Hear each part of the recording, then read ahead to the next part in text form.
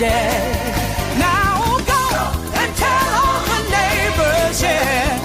Then crank up the radio. There's infotainment, brilliance to get you on your way. Wake up and start your day with Jimmy Lakey. Jimmy Lakey.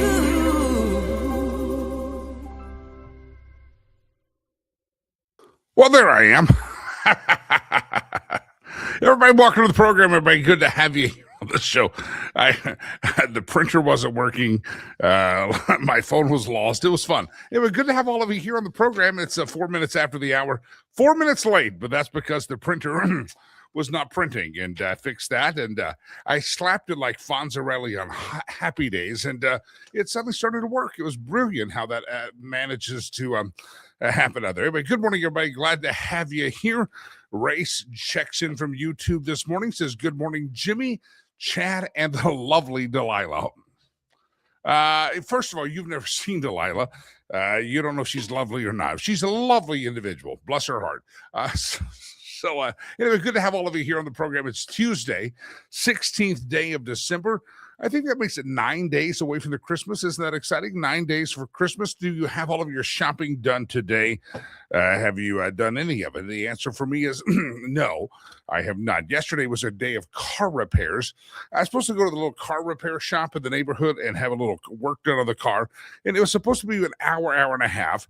And it ended up being a full day affair to where I'm like, guys, I got to get out of here. And I'm Ubering all around to every meeting, and the 3 Ubers yesterday. So anyway, the car's still not ready. So as soon as the show's over today, I got to go. I think it's going to be ready, and we got to get that all worked out today. But anyway, that was my day yesterday.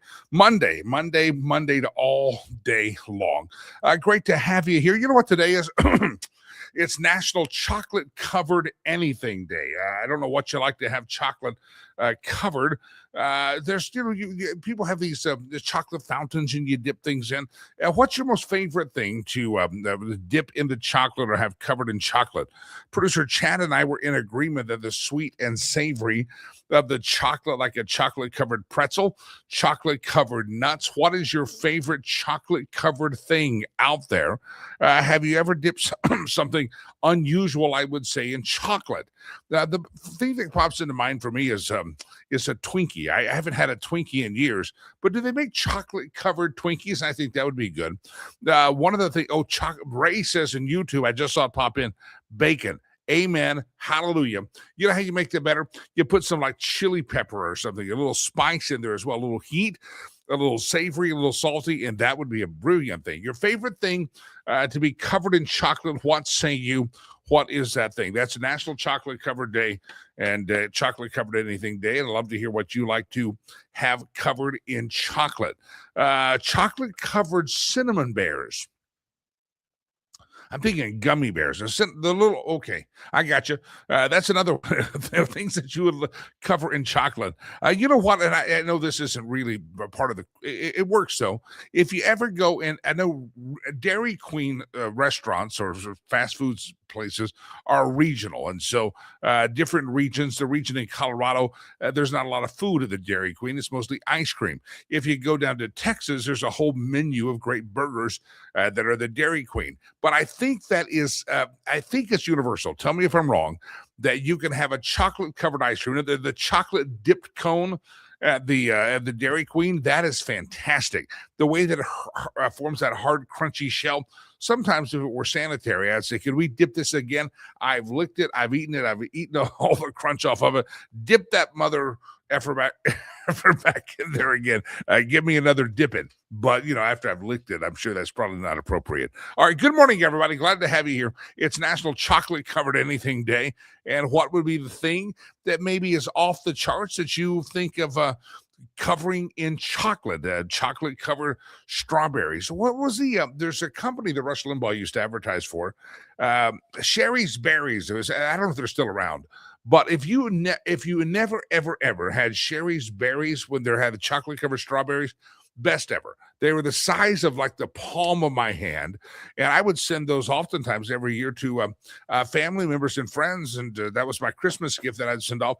And my mother loved them. As my mother was a single lady, so she didn't have a lot of a need for a big palm-sized strawberry. And she would eat one, and she would have to find reasons to have her friends come over to eat the other strawberries because they were fantastic. I think Sherry's Berries was the name of the company. Not sure if they still advertise. They used to advertise on the Rush Limbaugh program back in the day, and I'm not sure they're even still around. But look at it. Best chocolate-covered strawberries by far, and that is not a paid endorsement. I did that for free, just out of memory of things that you do. Chocolate-covered strawberries, if they're still around, Sherry's Berries, they were huge. I'm sure they had. Now that I think about it, I don't know if Robert F. Kennedy would like the strawberries from Sherry's Berries because they were giant and they might have been. How did you grow a strawberry this big? I don't even know how you grow the strawberry that big. Anyway, good to have you here. Linda says I had a chocolate covered Oreo earlier. It went great with milk. Oh, Oreos are a weakness of mine, and Oreos are pure toxins. They're pure chemicals. That's not really like a cookie made with I've seen demonstrations where they try to blow the thing up with a blowtorch and you can't catch the thing on fire, but I love the Oreos. And if you're going to do the Oreos, you might as well do the double stuff because if you're going to have that much sugar, you might as well add a little bit more. Highway Living, good morning on the YouTube channel as well. The YouTube is popping off this morning. Everybody's happy to be on YouTube. Coffee beans.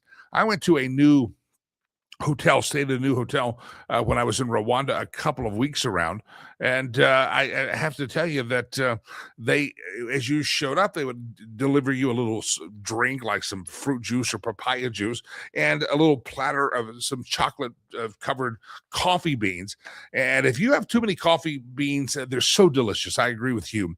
But if you have too many of those chocolate covered coffee beans, caffeine does not bother me. I can have decaf. I can have regular. It doesn't matter to me which one I have. But I tell you, if I have too many coffee beans covered in chocolate, that's when I get the jitters. So it just let you know. All right, Barbara says Sherry's Berries is still around and very delicious. I sent them to my sister and brother-in-law just the other day. So there's a free endorsement. That's a problem. We give too many free endorsements. Sherry's Berries should be paying us to do that. Because if you've never had the strawberries from Sherry's Berries, you are missing out. They're fantastic. And I remember that from the old days of Rush Limbaugh talking about Sherry's Berries, and always a fantastic thing. All right, good morning to everybody. How's everybody doing? Everybody's happy? Yesterday, we broke the news on the program as we started off that Rob Reiner and his wife had been killed, stabbed to death, a very big tragedy. And today we learned after the show that we kind of knew it the last 24 hours. We've learned that his son, their son, Nick, who was in many interviews with him, was in the filmmaking industry as well, but obviously or seemingly had a lot of struggles with drug addiction, had started in a rehab at the age of 15. I think he'd been 15 times or so to rehab by the time he turned 22. The guy that had some very big issues, some mental health crisis going on as well. And it's a real tragedy. And I want to say something here quickly that I may. I just don't need to linger on it. But yesterday, President Trump made some headlines by posting out a thought on Rob Reiner and called him he took some shots at Rob Reiner. And no, I don't agree with that. I think that's tacky. I think President Trump should have, I think he got in the way again, as he used to do in the first term, of his own narrative of all the great things he's doing. And it became a discussion about, quote, the mean tweets. And we haven't had many of those. But he said some things about Rob Reiner. And somebody said, well, why'd you vote for this guy? Look what he said. Listen, the guy, there's a lot of people that say things I disagree with, but overall, the policies are still what I like. So, yes, I don't think that was appropriate for President Trump to say what he said about Rob Reiner on the Truth Social. I just don't think that that's necessary. I think in the time of death, at that point, you let God sort it out and God figure that out. And Rob Reiner, as I was watching some of the commentaries and coverage of him, was very gracious regarding Charlie Kirk's passing. And if we're going to be critical of people that celebrated the death of Charlie Kirk, there's no need to be petty or tacky in the death of Rob Reiner. I also watched an interview last night on the What was the show? We record every night. Delilah. Oh, not Tucker. Tucker's different. Jesse Waters. Thank you, Jesse Waters, and he had actor James Wood on, and James Wood is a known conservative, and I have to tell you that James was also a very good friend of Rob Reiner, and he gave a very fantastic testimony that Rob Reiner was a bat crap crazy leftist, but Rob Reiner was one that was actually willing to have a discourse, as ill-informed as he might have been. He would have an exchange of ideas. I also then watched the Laura Ingraham show. Thank you. The Laura Ingraham show, an interview that was on there, and she went flashback to where Rob Reiner would actually come on her show. So I'd like to just, I'm not offering condemnation or correction. It's not my place to do so. But I don't think that the tactic that President Trump used yesterday in discussing Rob Reiner was necessarily appropriate for the moment. I'll always remember President Trump. He knows protocol. When he was met on the tarmac of an airport, you can look it up, and somebody walked up and said, "What do you say about the death of Ruth Bader Ginsburg?" And he said, "Did she pass away?" They said, "Yes, just a little bit ago." And he paused and he changed his demeanor, and he said what a great American she was and how she had served. And even though politically there's probably a lot of disagreement, and I don't know if they had a personal relationship, as because President Trump has always dealt with the rich and the famous, and he's been very connected. But he made appropriate comments on the passing of Ruth Bader Ginsburg, and I think that's the tactic I wish he would have taken yesterday when it comes to Rob Reiner. That being said, it is a tragedy. It's horrible. And the fact that the survivors of this, Robin and his wife, Michelle, passed away. Nick looks like is going to be tried for murder charges. And if so, that's not going to end well for the rest of his life. But there's all sorts of other survivors, all sorts of other human beings. And I don't care if they're Republican or Democrat. That was somebody's mom. That was somebody's dad. That was somebody's brother that's now in jail. And it's just not the appropriate conversation or the response that I wish I would have had. So, again, not trying to showboat and say that I give a condemn. I just think it was inappropriate, and I wish President Trump, in those moments, I wish that Susie Wiles would have been able to rein him in. He's done much better, but again, he interfered with the entire news cycle of things that we should be celebrating of Donald Trump, and played right into the narrative that I don't think it was helpful at all. All right, chocolate covered anything day. Sherry's Berries. Thank you. So I want to go to Sherry's Berries, the website, and order myself some chocolate covered strawberries. They are so good, and it's been many years since I ordered there. All right, what else we have? Ilhan Omar. She's very sensitive if you want to talk about her brother. Here's the story here. Ilhan Omar is lashing out at Republicans for being sick. She says they're sick. S-I-C-K. Sick. You're sick and wrong. Ilhan Omar, Democrat from Minnesota, has called those who are concerned about whether she married her brother after Woman signaling that federal officials have started digging into records pertaining to the matter. Did Ilhan Omar, Democrat congresswoman, imported here from Somalia, did she lie on her immigration records to show that she was gainfully married, and the person she listed on those immigration records, was it her brother? Did she report having married her brother in order to gain access to the country? Tom Homan says, we're going to dig into the records and pertaining to the matter. Homan said last week that the records and files related to Omar's potential immigration fraud are being pulled and looked at after President Trump revived the years-old scandal amid the ongoing Somali Medicaid fraud scandal taking place in the Omar's state of Minnesota.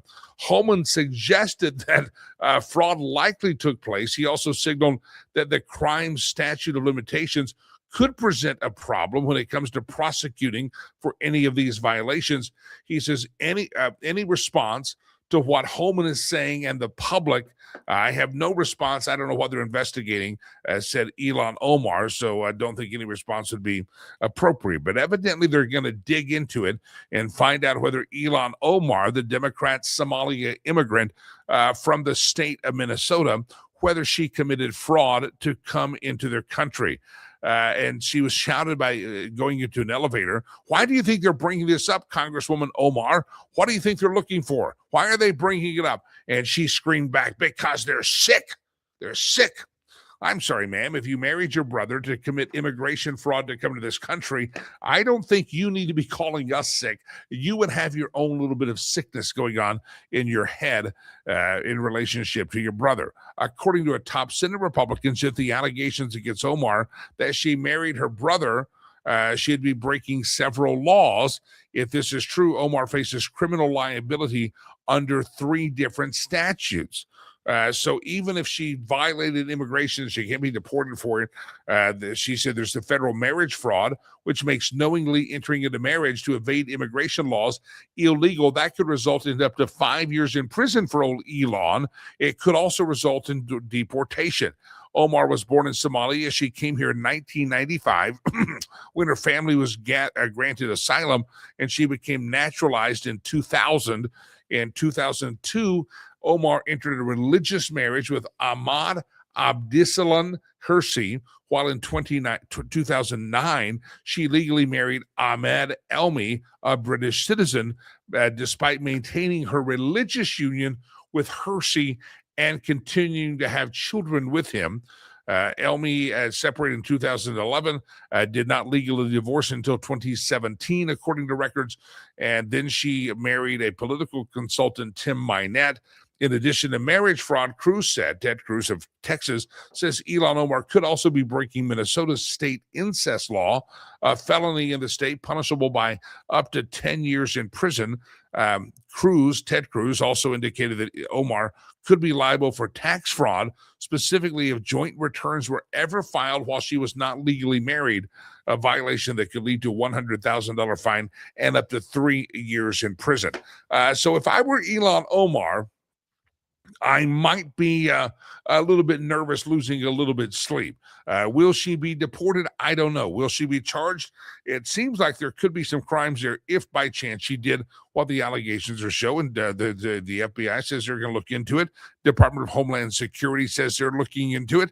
And so that's going to be very, very interesting as to whether or not Ilhan Omar faces any kind of punishment. And again, it's alleged that she had married her brother, at least on paper, had married her brother as an act of immigration fraud so that she could have status in this country. So we will see exactly where that comes out. Ilhan Omar under the spotlight, and I say it couldn't happen to a better woman. Just couldn't happen to a better woman.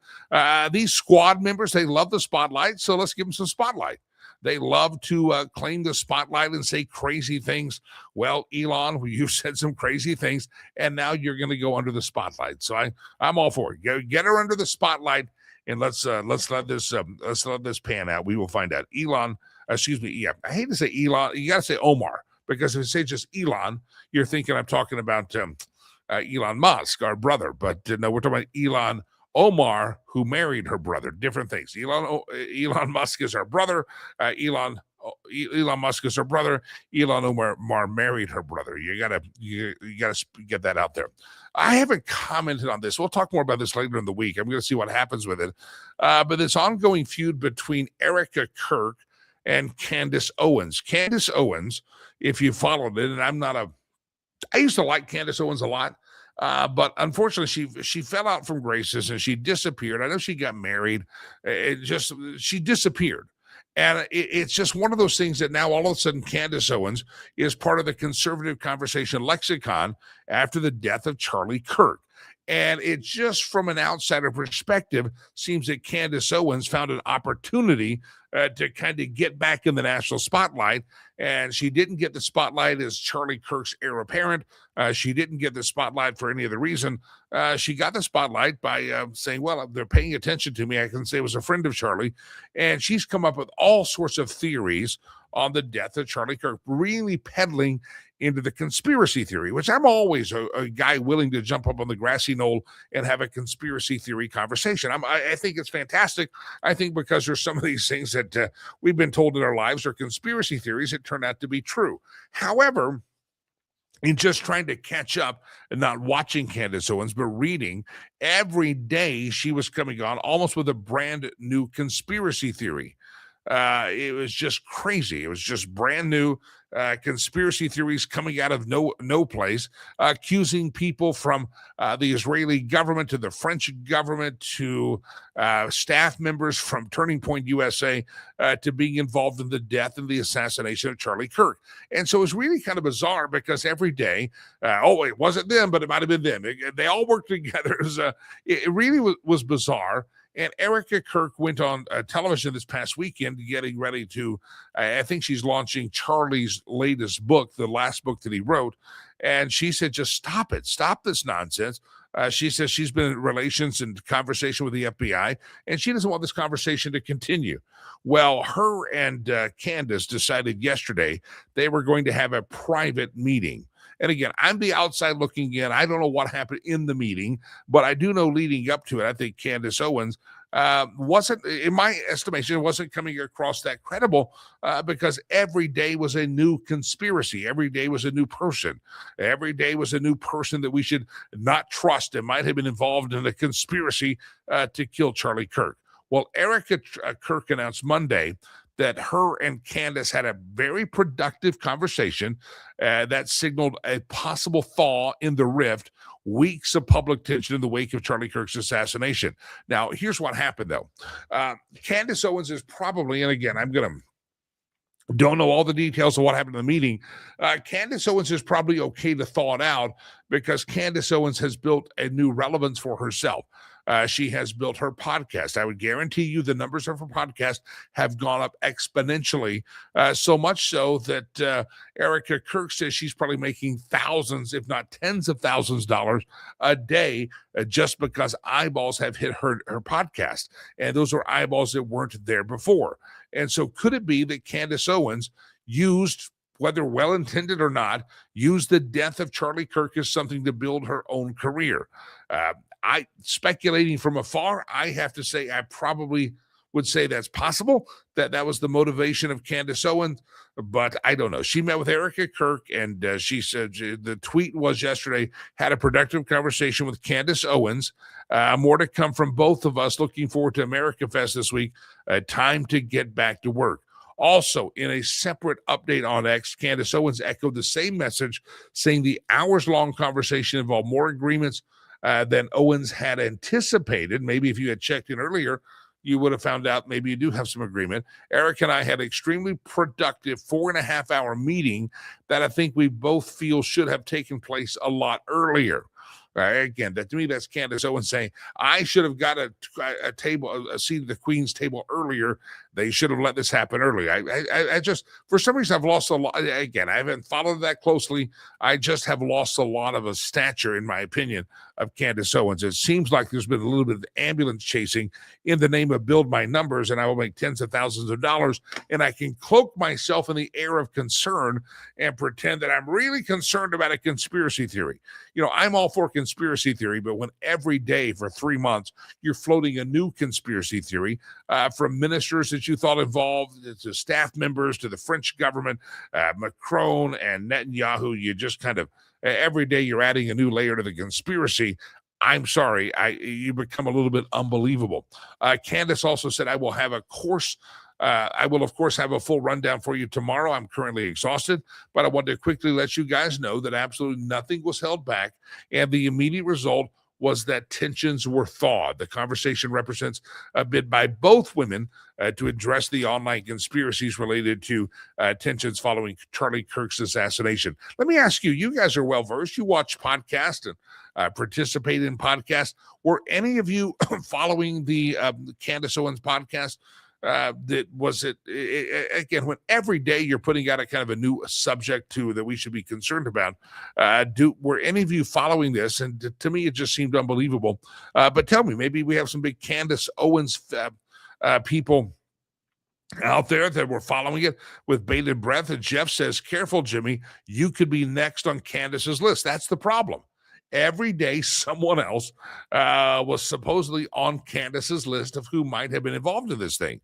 And that's why it seemed to be a little bit more, let's say, self-serving, because, again, when you get so many followers on YouTube, you end up with a lot of followers, and that followers end up paying tens of tens and tens of thousands of dollars. And unfortunately, producer Chad and I only know that on the YouTube from we read it, that if you get a lot of followers on YouTube, you're going to get a lot of money. Well, producer Chad and I have not yet found that level of following on the YouTube. Hell, we spent our first 2 or 3 months of this show being kicked our asses off the YouTube. So anyway, Candace Owens, Erica Kirk meet.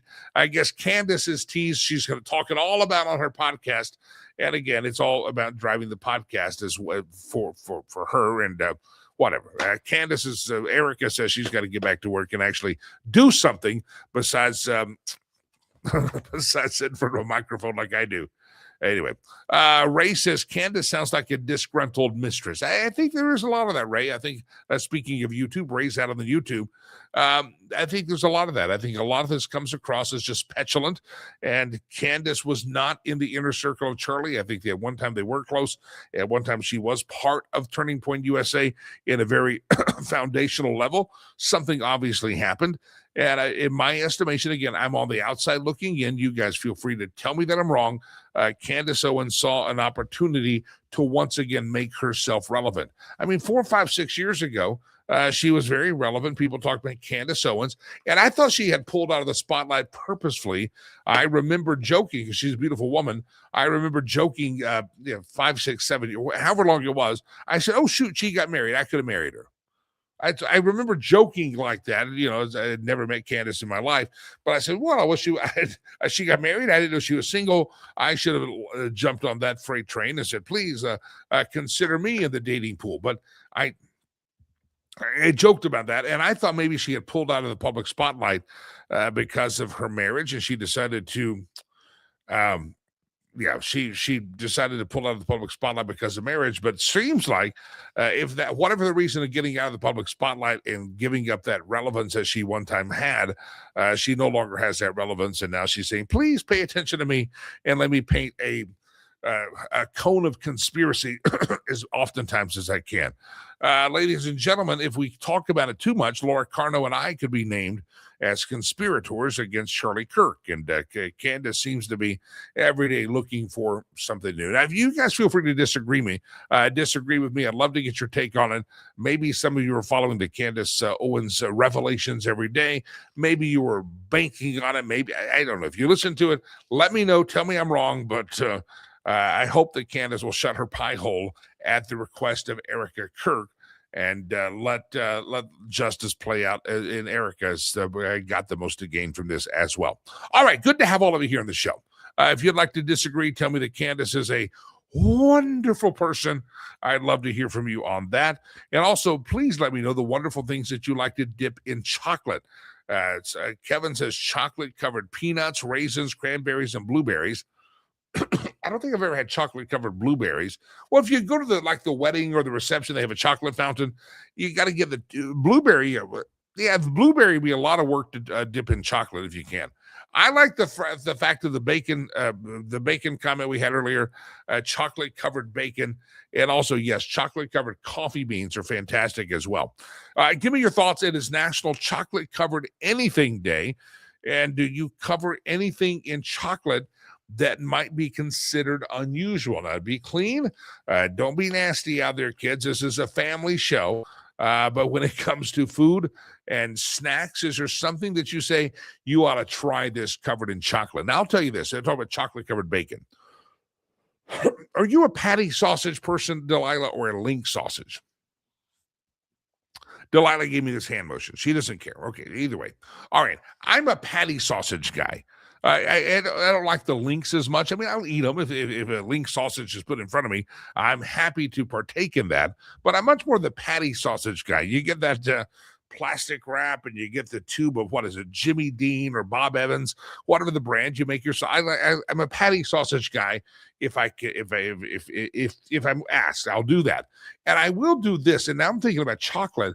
Because sometimes I'm trying to cut out the carbohydrates. I'm trying to make myself less horizontal and more vertical. I'm trying to lose a little bit of weight. I try not to eat carbohydrates, but there is nothing better that if you have a pancake and a patty sausage and you pour the syrup on there and you get them all mixed together, that is like the perfect bite. That is the bite that if you're on death row, I want one more flavor in my mouth. It should be a nice fluffy pancake, a patty sausage, and some maple syrup on the top. I love it. Well, sometimes I have to admit, the rare occasion that I decide I'm going to have sausage at the house instead of bacon, I have been known to take the patty sausage, and now I want to dip it in chocolate and see how that would taste like bacon. But I have been known to not get a pancake, but just drizzle the maple syrup on the patty sausage and eat a bite of that. And you almost get that same sensation of glory that happens in your mouth there. So if bacon can work in chocolate, I'm thinking sausage could as well. I'm thinking so. I think a lot of you people could probably attest that if you can cover bacon in chocolate in a chocolate fountain next time you're at the wedding reception or whatever, give me the sausage and dip it right in there. Yeah, I think a patty sausage would go nicely covered in chocolate because it does go very nicely when you cover that maple syrup. And I know, and I've experienced this, and I testified to it. Trust me, if you haven't done it, try it. It's fantastic. All right, ladies and gentlemen, she joins us every week at this time. Her name is Laura Carno. Carno Tuesday is what we call this portion of the program. Laura Carno is she's a very creative person. I'm sure she's dipped some things in chocolate in her day. Maybe bacon, maybe sausage, maybe a side of beef because I don't know. I don't know. Maybe she snacks on coffee beans and chocolate when she's out of the shooting range practicing self-defense tactics. Laura Carno, how are you? I'm good. How are you, Jimmy? You ever had sausage dipped in maple syrup? No, but I think that would, oh yeah, with maple syrup, but I think chocolate would work. Yeah, I would try that. Yeah, I tried it. You have a favorite chocolate dip thing? I mean, Scott just jumps in, kissing ass here, says the smartest woman in Colorado. He doesn't, he jumps right in there. It's right on the Rumble thing. Those Rumble guys are, I don't know, they're overdosed on chocolate this morning. I've had chocolate covered strawberries before, but no joke, Sherry's Berries that Rush Limbaugh used to advertise, that makes them work. I mean, I can go dip my own chocolate strawberries. It doesn't work. You get Sherry's Berries. It's good. I don't know if you ever had that. Yeah, I have. I'm a much bigger fan of dark chocolate than milk chocolate. And I'll tell you, if I had my entire kitchen and all my ingredients right now, I would probably toast some pecans, dip them in chocolate, a little, maybe not cayenne, maybe like some kind of smoky chipotle. Yeah. Flake salt, that salty, sweet, spicy. I would do that. If I was at a chocolate fountain at a wedding, I would find a chunk of sourdough bread. Oh, yeah. I could do that. Yeah, that'd be fantastic. Yeah.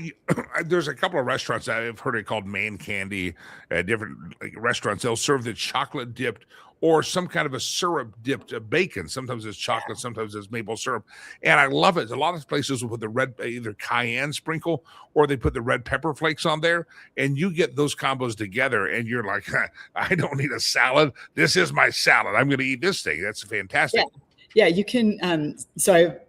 For people who don't listen to me very often, I make as many things as I can on my own because I like that challenge. So you can take bacon, and just lay them out like on a baking sheet and put dark brown sugar on it. And then a little, of your whatever spice you want on it and put them in the oven.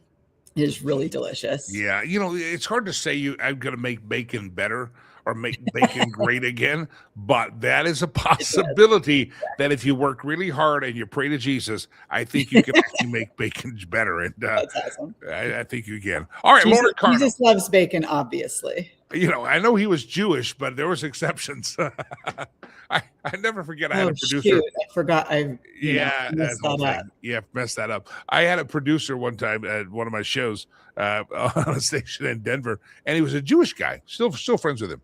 And it was when the Passion of the Christ movie came out. And he was Jewish, and we were talking. It was back when radio was real. We had like a traffic department, and everybody would interact. Sports guy was actually there, not in Montana. And so we talked. So my producer and I were talking. He was one of the producers of the show, and we were talking. And he said, "I'm Jewish," and I said, "Passion of the Christ was all the rage in the theaters." And I said, "Why don't you go with me an evangelical Christian, will sit through the movie together. And, he was a producer in radio. They don't make a lot of money in local radio. You would know you're a producer for a radio show. And that's why you're living in a field right now. Exactly. You're homeless. It's radio money. You already blew through that $1.95. And so he and I went to the Passion of the Christ.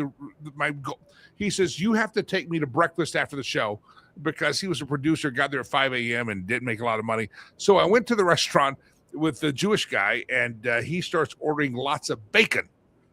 And now it was shocking. He went to see the Passion of the Christ with Mel Gibson. He starts ordering bacon. And I said, how are you ordering bacon? You're a Jewish guy. You're on the show talking about the Passion of the Christ from a Jewish perspective. I figured I'm not saying you have to wear a yarmulke every day, but dear goodness, you're ordering bacon. He says, all of us Jews, this is what he said. I'm quoting him. He said, all of us Jews, we all know that bacon isn't really pork. That was his theology. Bacon isn't pork. There are different levels of observance in the Jewish faith. Yes, there are. And his level of observance was really low when it came to a plate of bacon. All right, Laura Carno. First of all, it's holiday season. People are giving money. I want to make sure up front people know that they should donate to your great cause, fastercolorado.org. Heading into a new year, you're setting your budget like all of us charity organizations are. You want a strong year to start off with next year. If folks give, they're helping you do fill in the blank. Yeah, and people should sponsor a child first with River's Promise and then come over to fastercolorado.org. What we do is we make sure that schools are able to be protected by well-trained armed security teams, whether those are full-time teams or other staff members. And it's expensive to do. We've got the best of the best instructors. But, when you send your kids to school, every morning, you want to have some kind of confidence that if something happens, God forbid, at their school, the staff is prepared to stop killers before they harm your child. So we all have that goal, and that's what Faster Colorado does for it. So if you've not done your year-end planned giving, there are some people who have mandatory distributions that they need to do. You can do those to 501c3 organizations as well. FasterColorado.org, another great organization to give money to, end of year distributions, DAF accounts, or just write a check and send it to her, or a credit card processing is fine as well. FasterColorado.org for all the information. All right, Laura, I'm not critical of President Trump often. I kind of know what we get. We get the bull in the china closet. I was never bothered by mean tweets. I'd take mean tweets over $4 gas any day. I did say that I thought his response against Rob Reiner's death and murder was probably uncalled for. I wished if I were advising President Trump, even as a good friend, I would say, hey, President Trump, dial it back. The guy's dead. Horrific murder. He was someone's dad. He was someone's father. And yes, you may think he was bad for America, and his politics were. But when someone dies, let the Almighty sort it out and try to move on graciously. Give me your thoughts. Trump's Truth Social post on Rob Reiner's death. I thought it was a little over the top. Your thoughts? Yeah, and I'll agree with you on a number of things here. Number one, I heard your comment about what Trump said about the death of Ruth Bader Ginsburg. That is what you do. The other thing I'll agree with you on is, on balance, I like more of the things that he does than I don't like the things that he does. So, leave that there. But gosh, a family and a community of friends is going through enough, not just with a death, but with a murder, a betrayal of a family member. There's lots of ugly stuff in there. My family's been through something like that.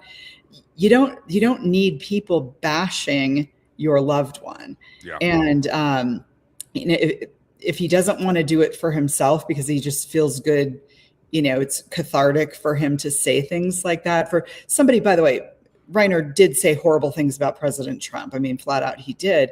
But upon somebody's death, take a look at what it does to midterm elections.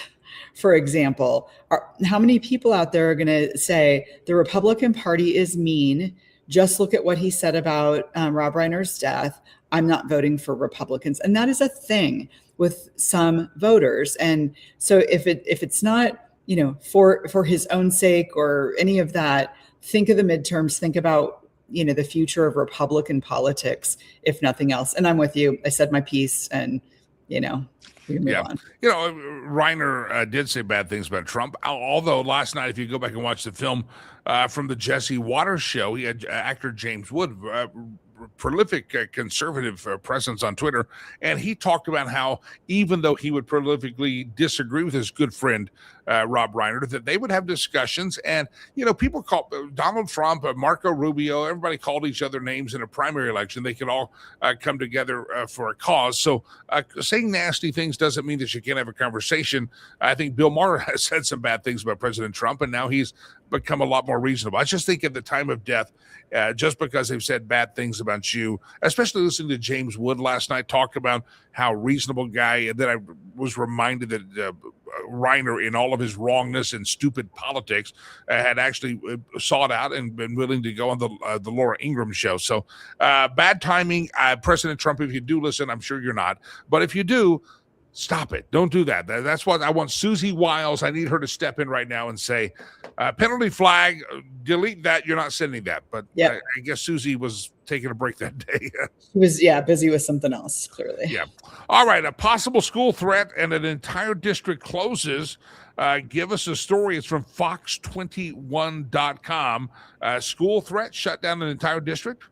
Yeah, so this happened in the school district that encompasses Monument, Colorado. And for those not familiar with the geography here, it's kind of between Colorado Springs and Denver. And there was they're calling it a possible threat on schools in the Monument area. And so what they decided to do is close down the entire school district. And it's a medium-ish, it's not Denver or Boulder, but it's a medium-ish school district with lots of different campuses in different places in the area. And every time I see something like this, Jimmy, being in the school safety world myself, what this says to me is we, the school district, and it's called the Lewis Palmer School District, we, the school district, have this threat, and we have zero confidence in our ability to keep children safe if, God forbid, somebody comes on campus trying to harm students. So we're just going to close. And I wonder what kind of message that sends to parents, to bad guys. Usually when there is a school shooting, there might have been threats sort of, behind the scenes, and, maybe administration knew something about it, but they're not these big public threats. We should be prepared every single stinking day, Jimmy, for something to happen at school. Schools should be prepared for that because you might not know. And it just, it incenses me beyond belief that schools are like, well, we have no ability to protect your kids. And I bet you, this is Colorado. We have a lot of gun owning parents. I bet you lots of people would say, oh, I'll go ahead and just patrol the parking lot. Yeah. Kids go to school. I bet there are a lot of parents that would be helpful if they were, legally able to do that. But it just ticks me off. There are answers. As a former resident of Monument, Colorado, in the Lewis Palmer School District, I know the area well, and there's a lot of folks that would be very happy to perform security duties at any of the high schools, Palmer Ridge or Lewis Palmer High School or whatever is there. I remember as a kid, we used to have this, people would call in a bomb threat to a school, and the rumor was, if you're going to, not that I ever knew anybody that called in the bomb threat, but it was always good you got out of class and there was never a bomb. But the school would always investigate it, evacuate the school, go through and case the building. And then finally people stopped doing it because they said, don't call it a bomb threat. The last few people get caught because they traced the calls from the payphone in the lobby. People trying to get out their algebra exam is what they were trying to do. You didn't shut down an entire district because of a bomb threat. You dealt with it. You took it seriously, but you didn't shut down an entire school district in education. Right. That's where we should go back to those days. As you said, the schools were always prepared for the bomb threat, and they should sadly be prepared for some psycho idiot to show up with a gun. They'll be prepared for it because pray for the best, expect the worst. Absolutely. Check the headlines. And by the way, this is Colorado, where we've had more than our fair share. Yeah. So we should have the safest schools in the in the state or in the country. And the schools that have armed staff, not just in Colorado, but nationwide, have never seen a school shooting. So that zero trend line is a good trend line. Yeah. Maybe we should take a look at something that's got at least some documentation that that there's a deterrent effect. I'm sure you've been following, like all of us, the tragedy in Australia, Bondi Beach. Attack on Jewish anti-Semitism is a father-son duo. What a pair that will be, joined together in hell. I'm sorry, I'm not being judgmental, but if I were the Almighty, that's where they're going. But Australia comes back, a very disarmed population, and says, well, we obviously have too many people with guns, and we're going to have to do tighter gun control. What's interesting is for 30 minutes, I believe these cats were shooting, and there was no one there to take them down because no one had a gun. But now Australia says, the solution, we need more gun control. Talk about gun control in Australia. Yeah, it's among the most restrictive in the world. I have a friend in Australia who can't own a firearm because he hasn't demonstrated a need, as if high crime is not need enough. But wow. Somehow, in the father-son duo, the father, a Pakistani immigrant, was able to get a license for 6 firearms. And his son had been under investigation for, is he tied to ISIS or some of these other groups?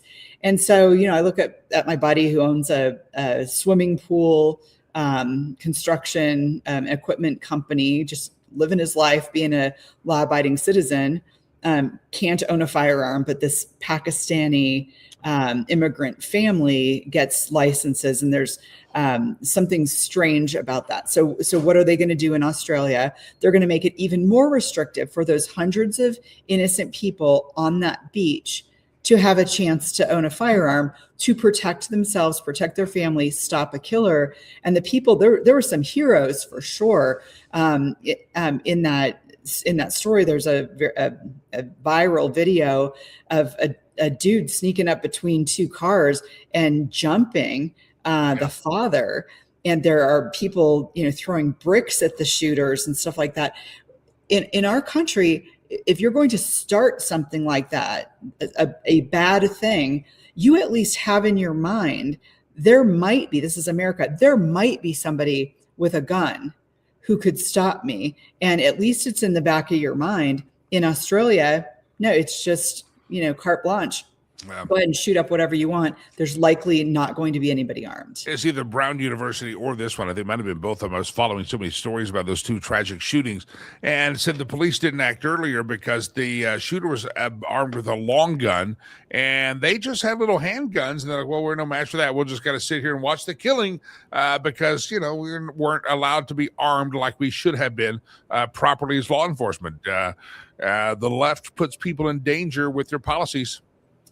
Put rounds down range when people are getting shot, for God's sake. There are a lot of instances. One of the famous ones was Eli Dickens, who was a youngster in his 20s at a shopping mall somewhere in the Midwest. I'm spacing on the town where it happened, but a guy starts to try and shoot up a food court at a shopping mall, and Eli Dickens, again a younger guy, with his concealed carry permit and his firearm on him, took a 40-yard shot with a handgun and took the dude down. Yeah. And saved a whole mall full of people. Don't tell me that that's impossible. Get rounds down range. And this is, by the way, why people who are armed on a regular basis, you got to train. At Faster, we actually, in some of our advanced classes, we do the Eli Dickens drill, and we set that up on a very small target, 40 yards away. And you have, I'm trying to remember, I think he had 2 shots, took the guy down with 2 shots. Wow. And we do a competition with that because that is a real life scenario. FasterColorado.org. You'll see it there on the screen. Make a donation end of year. Keep the school campuses in Colorado safe. FasterColorado.org. Laura, people have been concerned about you for a long time. You have been homeless for a while. I know the shelter's been tough for you out there, and it's been rough. You've been digging through the dumpsters and stuff. But I think by next week, it's possible that Laura Carno's not going to come from the neighbor's garage with all the stuff behind you. You're actually going to have a house. No more homelessness. Yeah, this is our shop.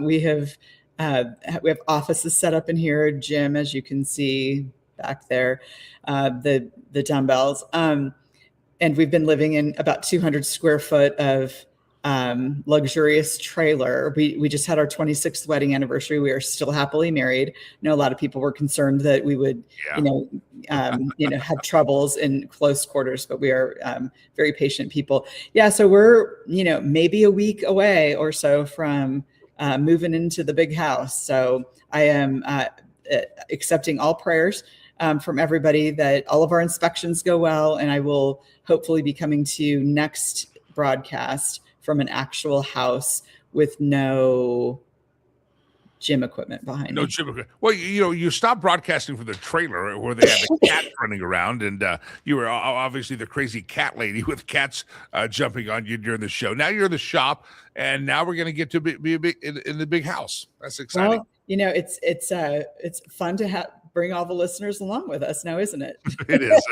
All right. The neighbors are asking you to get out of their garage, so please move along. It's our shop. It's not the neighbors. Can I comment on the Candace Owens thing real quick? Please do. Yes. Yeah. Let's not forget that she also for a time went to the Daily Wire. She had a show on the Daily Wire where Ben Shapiro and Matt Walsh and all those guys were. And after October 7th, they parted ways because she had very different ideas on who was the bad guy and who was the good guy in October 7th. Yeah. And Ben Shapiro is an Orthodox Jew, and they came to a fork in the road and parted company. Yeah. Candace Owens, you follow her career. She has been disavowed by different factions of the conservative movement. Have been friendly for the most part, but she's had some crazy beliefs, and I just feel like she found this as an opportunity to become relevant again. And Erica was correct. Erica Kirk was correct that she's making tens of thousands of dollars a day because she got new followers on her YouTube page. And maybe I should be more outrageous and I have a lot more YouTube followers, but I try not to do that stuff. I just talk about chocolate covered bacon. You actually have integrity, so. Yeah. But for tens of thousands of dollars, I'm thinking, okay, now we'll keep having integrity. Laura Carno, good luck on no longer being homeless. We've been thinking about you, and it's cold in Colorado. We don't want Laura Carno to be homeless. We'll talk again next week. Laura Carno. Oh, that's the wrong button. I almost shut the show off here. I can't touch the red button. Don't touch the red button, Lakey. Don't do it. All right, we're 10 minutes behind schedule. Michael Letts is probably going to give us a good scolding. But don't forget, the question of the day is, what's your favorite thing to dip in chocolate? And chocolate-covered bacon is something that I'm now hungry for. And I'm guessing if you walk by Michael Letts when he's angry with me for yapping too much and not get him on, if I gave him some chocolate-covered bacon, I bet he'd be okay. Hello, Michael Letts. How are you? Oh, you're muted, my friend. Turn your mic on. I can't turn your mic on. Michael Letts there got to turn his mic on. All this time, and he wasn't even prepared. Oh, he disappeared. See, now we can blame it on him. We can blame his late arrival on him.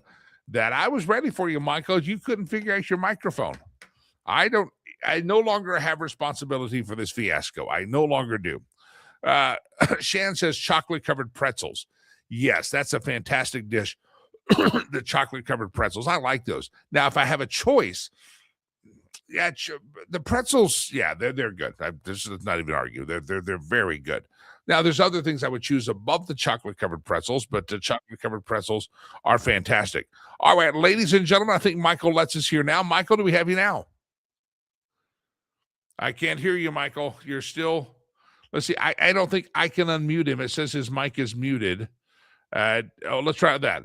I can't unmute guests because they mute themselves. Michael, stop muting yourself. Michael Letts is there. He looks great, though, doesn't he?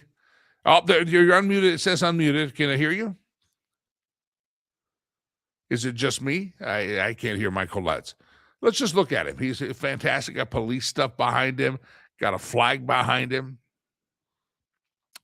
Michael, your computer has pooped the bed is what's happened here. Let's do hand signals. He's talking and we can't hear him. I don't know what's happening. I'm not exactly sure what's happening. Michael, we may need to reschedule. I hope you can hear. We may need to reschedule, my brother.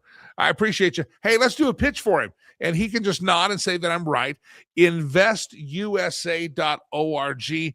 InvestUSA.org. Go check that out. We talk about Laura Carno protecting the school students in Colorado. Michael Lett's life mission is to protect the law enforcement agents across America, from your sheriff to your local police department, to the National Guard, where these crazy leftists are trying to shoot them down. Go and help them get the armor that they need, the gear that they need, so they can be safer on the streets as they fight for truth, justice, and the American way, and try to make sure that our borders are, they're out doing the Lord's work with ICE and these other agencies. Make sure they're safe from these crazies out there. InvestUSA.org. Michael, we'll reconnect, I guess, next week. Tomorrow. Let's see if we can get your microphone working, and we will reconnect with Michael Letts, but InvestUSA.org. All right. Yesterday, I told you I was very tied up. I had a car repair that was supposed to happen and in an hour, and it took a longer time, and I won't even bore you with the details. But nevertheless, I have to say, I didn't get something done that I planned to do. I planned to send an email out to all of our Rivers Promise family and donors and talk to them about $1,950. I mentioned this throughout last week and part of last week. I'm going to mention it this week. We need about 11 more people that will do $1,950 as a one-time gift. That's what I'm asking you to do. Now, yes, $10, wonderful. It buys a kid a school uniform. $65 one time or monthly every month that sends a kid to school, health insurance, food, etc. Just food is $30 a month for a child, 2 meals a day. A lot of smaller things that you can do. And so thankful for all of you who do those smaller things to help us. But I'm asking for about 11 more people that will give $1,950 one time. And that funds an entire classroom for 1 month. An entire classroom for one entire month. And I know it's a big number, but it's the end of the year. And maybe you have some distributions you need to accomplish, as we talked about earlier. Maybe you have a DAF account. Maybe you have to give some money away. I don't know where you're at. But I would like 11 people that would give us $1,950 to help at Legacy Christian Academy that will operate a classroom in its entirety for about 1 month. And that's what we need, about 11 more people that will do that. And if you can help us, it really takes the pressure off. When you give that money, these are children, again, I talk about who never would have been in school right now. Most of our kids would probably be street kids. Very few of them would be attending school. And many of them would be hungry and malnourished on a regular basis. Food would be a luxury for them. What we're doing with Legacy Christian Academy, many of you haven't been there with us, but anybody who has, from Scott out in the audience in Wyoming to producer Chad and other people, Laura Carno sponsors a child with Rivers Promise, what you're learning is that what we do is real stuff. It's really not just giving people dignity. It's literally saving lives. Because when I started Rivers Promise years ago, I said that the top thing that we have to do, yes, as a Christian academy, yes, we have all this, but it's hard to hear anything, whether it's your school lessons, whether it's your church lessons, whatever it is. It's hard to do anything when you're hungry. It's also hard to learn anything when you can't read. And I said education is a ladder that these kids can use to climb from the pit of extreme poverty. And if you've never been with me, which many of you have never been with me, you should go. We take public trips. We take groups over there every year. Best tour guide you'll ever find. You can do your safari in Africa. You can see the lovely silverback gorillas in Rwanda. And you can also see the work of Rivers Promise. Email us if you're interested in one of our in one of our trips over there. We'll get you information and fly over there, and we have great process to tour you around and let you see the work. But you will see that education is the ladder that these people will use, these children will use to climb from the pit of extreme poverty. So I'm asking for 11 more people that will donate $1,950. It was 11 yesterday, but I got stuck at the car repair shop. And it was hard to work on my laptop there, sitting in the little lobby. And I stayed there for longer than I should have because they kept saying, "Oh, we think we almost have it done." And then something else. It was all fine. It's all good. But I didn't do the email, so I got to send that out. But I'd like some more of you to contemplate and consider $1,950. I know that's a lot. If you say, Jimmy, I feel left out. No, go give $10. Go give the $30. But if you can possibly do a one-time gift of $1,950, then what you're going to do is allow us to operate in a classroom with no stress, no worry for 1 month, and that takes care of 30 kids. And again, these are 30 children at Legacy Christian Academy that, first of all, wouldn't probably be in school at all, wouldn't have 2 meals a day if it weren't for the school there. And education is the ladder these kids will use to climb from the pit of extreme poverty. So if you can help us, go to riverspromise.org right now. Riverspromise.com will work also. And 1950 is not just a great year. Maybe some of you were born in 1950. If you can't do the 1950, maybe you do half of it, somebody else do half of it. You get the idea. Any amount you do will be a fantastic gift, but we're looking for those 1950 partners. If you can, do it, riverspromise.org. And if you can't do that, as Laura Carno said, go sponsor a child. Scott, just Jimmy and Rivers Promise or Rwanda's bacon. I don't know if I hope they don't eat me. That's what I hope. But thank you, Scott. Scott sponsors 4 kids. Producer Chad sponsors children. Laura Carno sponsors children. I sponsor kids in Africa, and you can find a kid to sponsor. It's a great gift for the family. Give that to your family for a gift. Look at the website, riverspromise.org. Find a kid to sponsor. And if you got kids or grandkids, sponsor a kid on their behalf. That child will write them letters. They can become pen pals. They'll go back and forth, exchange school photos.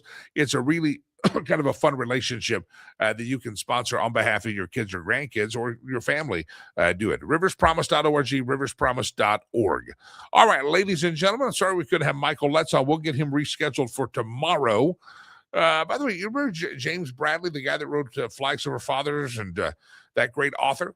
I got a message yesterday from his publicist, said James wants to come back on your show. He absolutely loves your show. New York Times bestseller. We're big time here.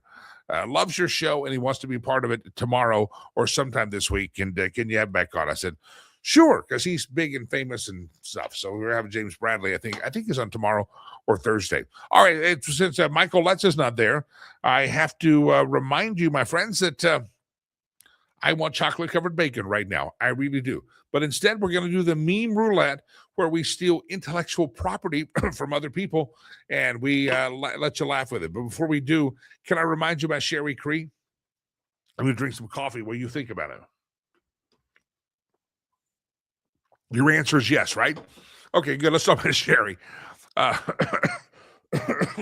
Sorry, I made myself laugh there, and I choked on my coffee, and I got a scratchy throat. Sherry is, speaking of sponsoring kids and going to Africa, Sherry's been there with us for Rivers Promise. And one of the great things about Sherry isn't just her real estate knowledge, but it's the heart of gold that she has. And part of that is that if you buy a home, sell a home, she makes a commission, right? That's how she makes a living. That's the profession she's in. She takes a portion of her commission and she donates it to the charity of your choice, because Sherry understands the power of generosity and the power of giving back. And I just want to throw that and merge those two topics together about being generous. And Sherry is that person, and she's been there with us at Rivers Promise Legacy Christian Academy. Her and her husband have walked the campus of our school, buildings that weren't even built. They've dreamed with us, and they're fantastic. Now, she wants to dream with you as well. What do you hope to accomplish with real estate next year? Maybe you're looking to buy, maybe you're looking to sell. If you're in the north, let's say Denver area, let's say I-25 up into northern Colorado, Fort Collins, down into Boulder, that's her specialty. But if you're in the area outside of those areas, by the way, she can also help you in Aspen and Winter Park. She's very well versed in that area for specific reasons that she has a house there. So she can get you there as well. But if there's an area that she can't help you with, she will give you a free referral to someone as quality as her, and that's a free service that she offers. But Homes with Sherry, it's so important that you have the strategy together for 2026 and know exactly what it is that you want to accomplish. If it's buying or selling, know that it can be impacted. We were talking with Sherry on Friday that you can end up losing $75, $50, $100,000 in a transaction just because you didn't sell it at the right time. Instead of bidding war going on for your house, you could end up having to wait 2 or 3 months and then lower the price of your home that's on the market. So know the windows, whether you're going to be a buyer, when are the buying windows, when are the selling windows. And I'll tell you this, if you're going to sell, you want to go earlier in 2026 than later in 2026 because people start looking for homes earlier than what you think. Get the strategy. She'll give you the timeline. She'll look to sit down, conversate with you, and find out exactly what your goals are, what your hope is, what you want to accomplish. And Sherry will walk you through the process, put that calendar together, and she wants you to make top dollar in real estate, whether it's buying the best home for the value, whether it's selling your home. You got to reach out to Sherry Cree. Homeswithsherry.com. Go to the website, homeswithsherry.com, homeswithsherry.com. There's maybe a lot of bacon in the real estate world, but Sherry is chocolate covered bacon.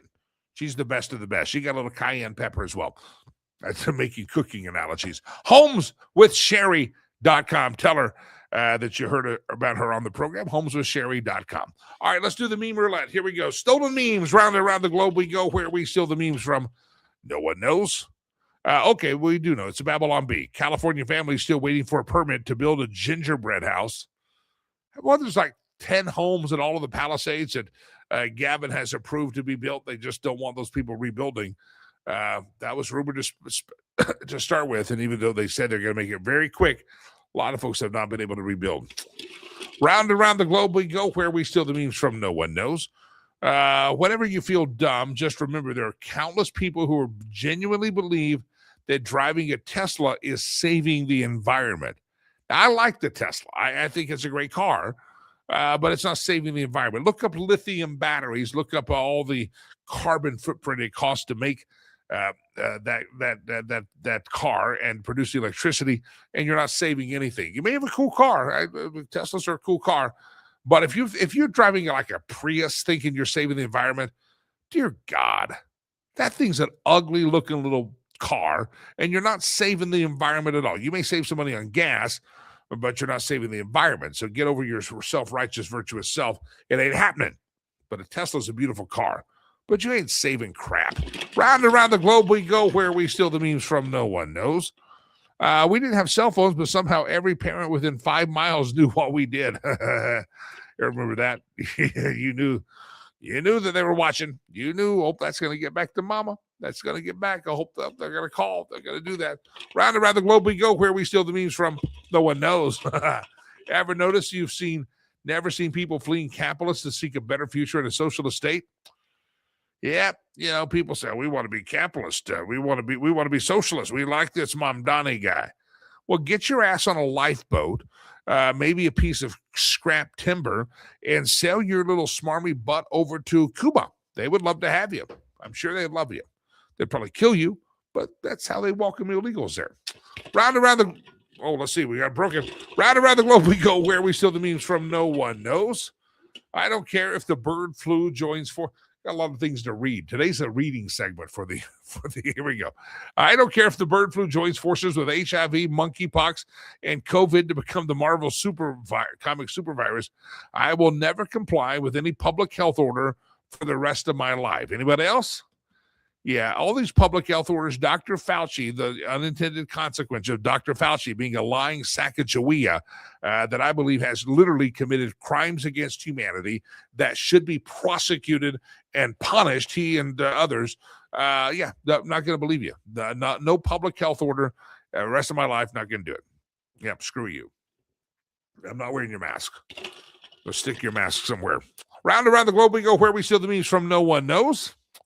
It's got to read some more. It's okay if you don't have all your ducks in a row yet. Some of us don't have ducks yet. We have squirrels hyped up on pixie sticks. Yeah, I know that feeling. You got to do what I do the rest of the day. Rather squirrels hyped up on pixie sticks. I deal with it every day. Sorry, liberals, you don't get to shoot at us, then demand gun control. That's unarmed kids at the Brown University. Unarmed campus. Evidently, they can't even figure out at Ivy Leagues how to work a freaking camera on campus. And Australia, what's their solution? They kill all the Jews. Yeah, we're having more gun control. That'll keep them safe next time. Australia, beautiful country run by absolute idiots, a lot like California. Round and around the globe we go, where we steal the memes from no one knows. Boy, there's a dog on the fire hydrant. Boy, I thought getting your tongue stuck to the flagpole was bad. Ooh, poor puppy. Yep. Got a little too close to the fire hydrant, didn't you? Yeah, every man out there right now is just cringing at the thought of this one here that producer Chad has made us endure. Round and around the globe we go, where we steal the memes from no one knows. Ladies and gentlemen, wrong. We have been told by the Chinese, no more stealing intellectual property. That's how bad we are at just doing that. Yeah, Scott says, ouchie, poor dog. Yeah, poor dog. Poor dog. His bacon got stuck. That's what happened. All right, ladies and gentlemen, I mean this sincerely. I appreciate all of you being a part of the program. Tomorrow's hump day, but today's also the day for you. If you got paid on the 15th, you got paid yesterday, would you really seriously consider a donation to our charity organization, Rivers Promise? The big Christmas party is coming up there in Rwanda on Friday. We hope for a great celebration for the kids. This is the chance for them to, for many of them, experience their first Christmas. When you live in an impoverished world, you may recognize that the government may say it's Christmas Day, but many of them don't know what the day of Christmas is. They don't know the celebration of Christmas. It's just not their lexicon. They don't understand it. We grew up waiting for the stockings hung by the fireplace. They just hope to have shoes on their feet. What you give today literally will be impacting kids in Rwanda in the next 24 to 48 hours. What you give today, we will make sure that it gets there ASAP, and we'll make sure that it impacts lives. If it's $25, we'll make sure it buys a pair of shoes. We've got some more food bills to pay this month. If it's $30, we'll make sure that we're feeding the kids the 2 meals a day. If you can do the $1,950 today, we'll make sure that goes to work on the ground in Rwanda, not just this week, but that will help carry us into next year in 2026. Again, small amounts, big amounts, whatever you can do, go to the website, riverspromise.org. And if you want to sponsor a child for the Christmas season, we can probably still get you a letter right back to you so you can read that letter from your sponsored child on Christmas Day to your family. Riverspromise.org, riverspromise.org. I think we can still make some letters happen, some photos happen of your kids thanking you, and that'd be a great thing to open up on Christmas morning. So go to Rivers Promise, sponsor a kid, make a one-time donation. We appreciate all that you do. All right, ladies and gentlemen, sorry, Michael Letts has sent a message saying they updated his system. He thought it worked, but it didn't work, so we'll get Michael rescheduled for... But until we meet again, my name is Jimmy Lakey, and I mean this from the bottom of my heart. I mean this. Tune in tomorrow. I'd love to talk to you again. And may God bless you. May God bless America. I am Jimmy Lakey. Peace. I'm out of here.